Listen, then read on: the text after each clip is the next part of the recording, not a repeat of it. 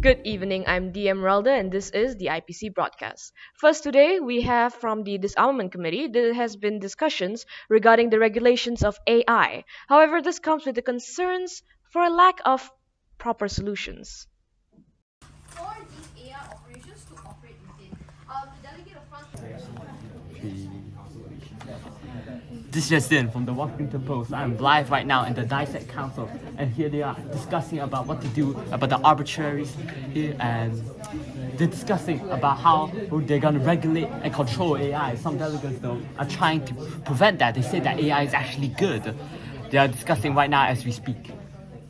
The council is very heated and is going nowhere. The council only proposes talks about all regulations, but they do not propose solutions. That is the problem right now. The Washington Post believes that this is a severe issue that needs to be clearly fixed, or else the council will fall into further and further disarray, as heard from other news channels from other countries.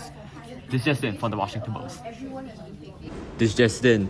Now countries are working together for a solution. However, it's all bark, no bite.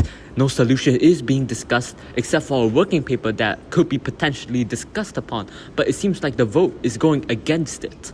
The USA believes that AI should be handled by humans, even though that wouldn't necessarily mean it's AI. Though they are saying that they should regulate and train it, a thing common with all the beliefs of all the other countries so far in the council. The DPRK, Saudi Arabia, and other countries say that AI could have some benefits. There is also potential discussion of backstabbing and going against their allies for this topic.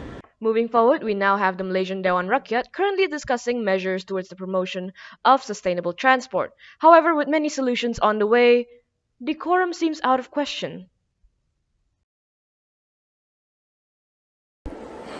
Good morning. Today we gather to address an issue of profound importance promoting sustainable transport in Malaysia. Today, me as Fuming, as the reporter of Channel News Asia, is here to highlight the critical measures and debate during discussion in Dewan Rakyat, Malaysia, under the topic of promoting sustainable transportation. So here are some highlights during the heated debate session. What is that the government is doing wrong? When you always calling me what? Yapping, you say, I am saying this something when you are all doing something not right.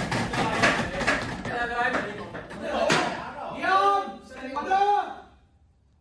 What guys? Dia kata kerajaan tidak plan betul-betul. It's a two-way dictatorship.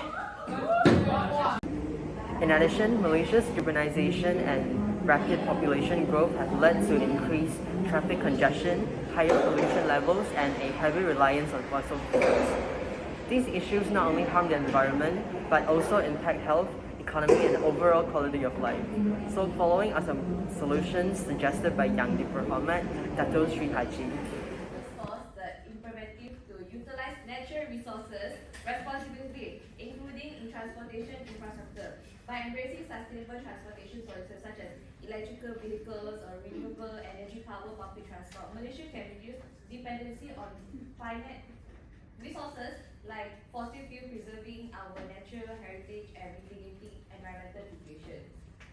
Allah gave us natural resources. We have to obey his rules, obey his orders. Besides that, in conclusion, the resolution discussion under the topic of to address measures to promote sustainable transportation has yet to be produced. Lastly, this is Channel News Asia agency reporter Fuming signing off. This just in, we have received an emergency update that we have finally managed to secure an interview with the late Comrade Kryov's wife. Back to you, MemriTV. Kryov's wife, in a moment of intense frustration and grief, throws her hat at Stalin. Overcome with emotion, she exclaims that the nation is filled with filth, expressing her anger and despair. She is distraught because she has not been given any information about the circumstances surrounding the death of her husband, who was a significant and influential member of the committee. Her dramatic gesture and harsh words highlight her anguish and her sense of injustice she feels over the lack of transparency and answers regarding her husband's untimely demise. You can take it, Stalin. Where's the investigation for his murder?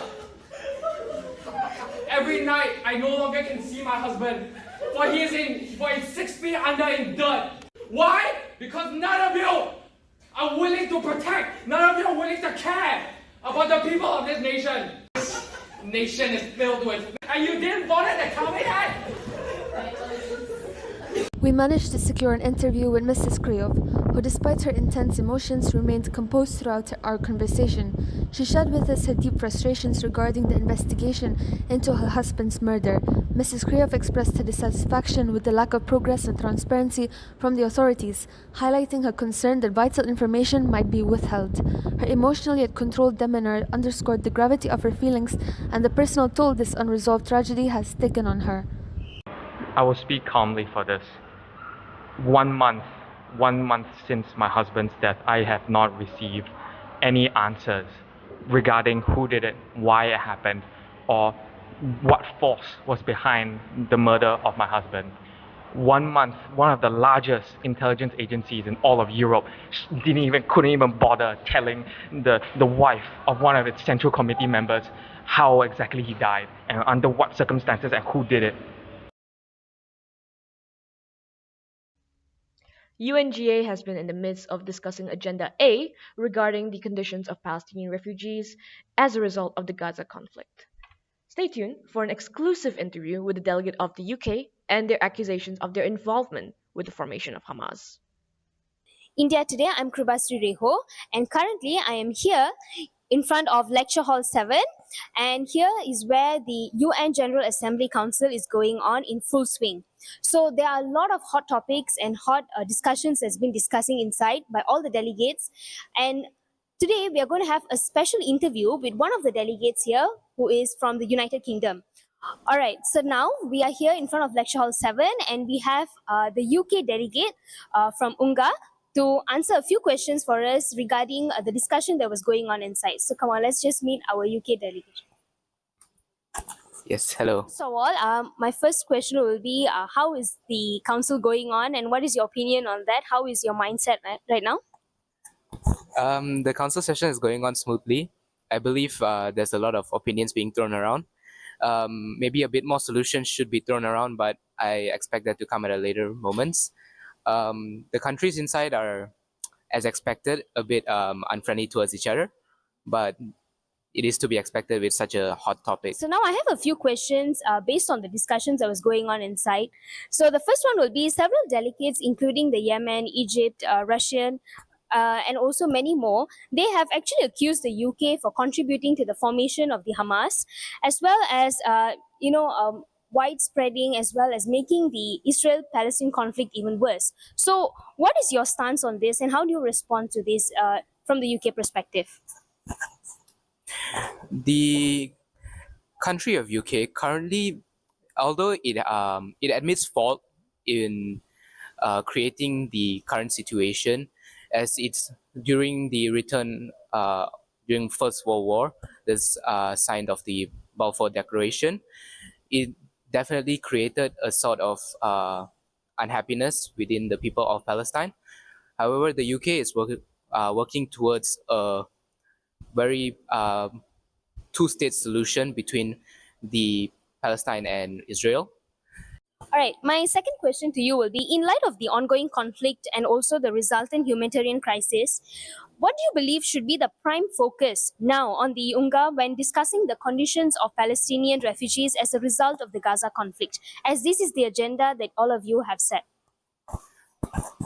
Of course, stating the reasons that there are these crises is important, but I believe that it's also very important to state the solutions to these problems, and I believe a lot of delegates inside have done so, but I believe that is not enough, and maybe there should be more talk of things that can be done as an overall. All right, now my final question to you will be, what measures is the UK advocating or supporting within the UN to address and improve the living conditions of Palestinians, refugees, and how does it actually plan to collaborate with other nations to ensure that these measures are effectively implemented so that we can stop this Israel-Palestine conflict? As of right now, the UK has already started helping the Palestinian refugees by helping the US construct a bridge to be able to send more aid to refugees within Gaza itself. Other than that, the UK is working with the Jordanian government to airdrop currently more than 100 tons of life-saving humanitarian aid, and they are also looking for land routes to do so. Also, in the future, the UK also hopes for a two-state solution. So that is all from India Today. Thank you so much, and stay tuned for more breaking news. Thank you. This will be all for this evening. Look forward to more headlines by the IPC broadcast soon. This is the Emeralda signing off.